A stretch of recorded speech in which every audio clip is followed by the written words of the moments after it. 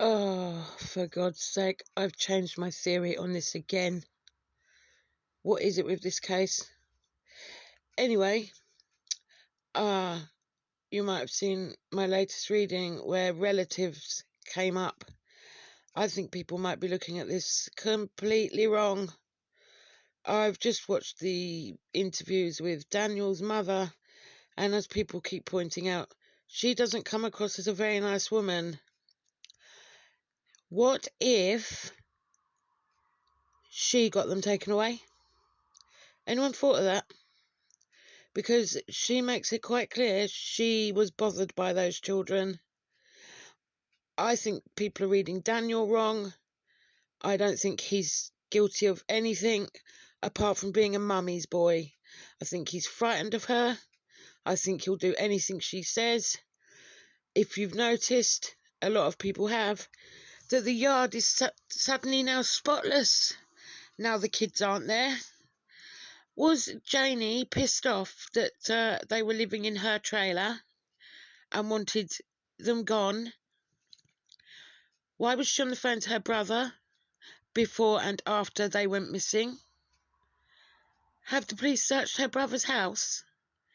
Is this a bit of a Shannon Matthews case? I did say that right at the start as a possibility. Did he collect them? You know, and she says, I was on the phone to my brother. He asked me to go to town, and I said, no, I'm staying in bed. Was that actually a phone call where she said to him, come and get them? Did she open the sliding door and take them to the end of the drive? Because if that's her trailer, she would know how to open that door quietly. It's worth considering. And I know a lot of people won't like this, but this is what you do when you investigate. You have to rule out everybody. I'd be interested to know about her brother. Does he have a history? Was she causing trouble in Maleya and Daniel's relationship? Is this what frightened Maleya away? Have we all got Maleya wrong? Because, let's face it, if she was running away from Daniel because he's a coercive controller, which I don't believe he is, she would have hidden all of the children. Why does this woman not even have any concern for her biological grandchild, Meadow? Doesn't even get upset about her, the fact that she's gone. I don't like this woman. I'm sorry. She comes across as she's probably extremely spiteful and a bully. I think she didn't like the fact that she had to give up her trailer for Daniel to move in this girl and her children. Those children, let's face it, have nothing to do with this Janey. She probably didn't want them there. She didn't like the noise. She didn't like having to deal with them. She made it quite clear she didn't like Jack letting her chickens out. I keep pointing out how the swings are wrapped up. Is that because she's like, oh, I don't even want these swings here, and now the kids are gone, she's wrapped the swings up out of the way? Is she such a controlling mother that the fact that one son has already moved away with his girlfriend, and is it a child? I think so, that she's doing anything to cling on to Daniel, so much so that she was trying to ruin his relationship?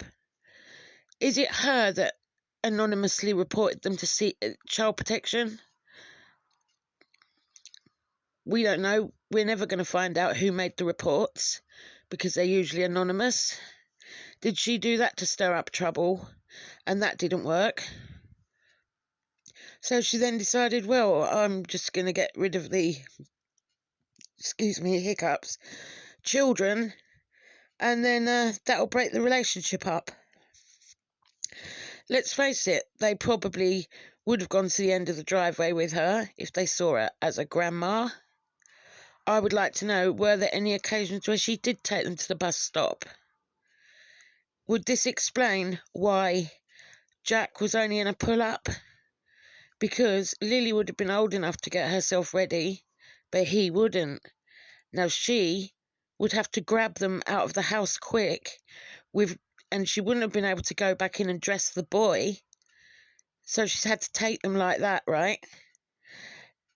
Lily would have had her backpack because she assumed Grandma was taking them to the bus stop. Did she put them in her brother's car? Because I find it interesting why the brother's been mentioned. Who is he? Where does he live? Has he got a criminal history? Did she tell him he'd have to keep hold of the kids just for a couple of weeks or something, but it's got completely out of hand? I've been discussing this with my husband, and we're like, oh my God, maybe this is what's happened. And this case is driving me crazy because I don't usually go through so many theories on one case. You know, this morning it was the rat poison. Now it's this one. But one of them has to be true. With the Shannon Matthew case, no one... Well, I did actually. I was right. I said I felt she was with an uncle. She was with her mother's boyfriend's uncle all that time in his flat. Is this what's going on here? Did this grandma just want them out of the way? She's so protective of her precious Daniel that she doesn't want him with any woman. No woman's good enough for him, especially not one with children from a previous relationship. I'd be interested to know, why did Daniel's previous relationship break up? You can bet that that girl would say she didn't get on with this woman. You know, I think people are reading Daniel wrong. I've already said I think he's autistic, but he also comes across as a complete mummy's boy that's petrified of her, would do anything she said. And I think he probably suspects, and he feels extreme guilt, but he daren't report his mother. You know, this sounds completely bananas, but is it? There's some women that are that controlling over their sons that they will do anything to break up their relationships. You know, I've been through it. Not to this extent, but excuse me. She's already said she's a hermit. Is that dropping a hint that she doesn't like people around her?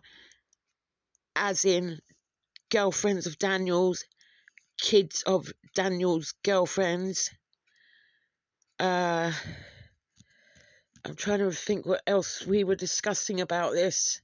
We went really into depth about it. I just wish we'd been recording.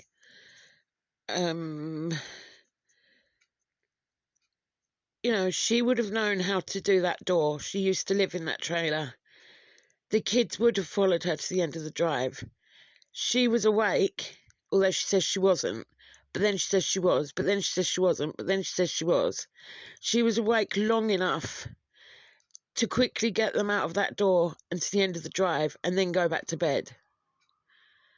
Because we were told Daniel and Maleya were asleep. And then did Daniel wake up just after his mother got back? The blanket, I believe she possibly planted, because she said in that interview that she knows her way around the woods. She makes a big deal out of pointing out where the footprint was in the driveway, which coincidentally is where she was supposedly raking the driveway, where she also points out that Maleya was standing. There's something really off about this woman, I'm sorry. She's not got a loving grandma energy at all. I know they're not her grandkids, but, you know, she could have made more of an effort. They're living on her property. If her son loves them, which I believe he does, then she can make an effort. And also, it's hit me that Daniel gives the impression that he's really distraught. If you remember, my spirit box said as much. And that he's going to stay there till they're found. Well, she's got her own way then. He's not going to move off the property, but Maleya has, so she's got her own way. I now don't believe they're on the reservation. They are either with her brother, whoever he is, or he was told to place them somewhere else, and that's the mystery. Where,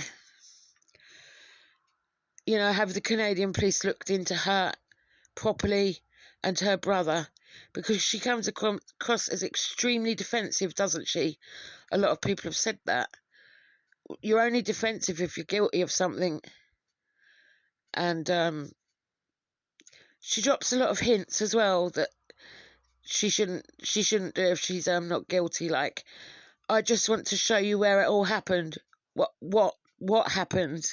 We don't know what happened. That's a strange thing to say.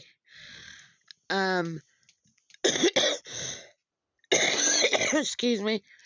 So it's just yet another theory to look into. But if I was the Canadian police, I'd be looking into her brother. What was he doing that day? Or any other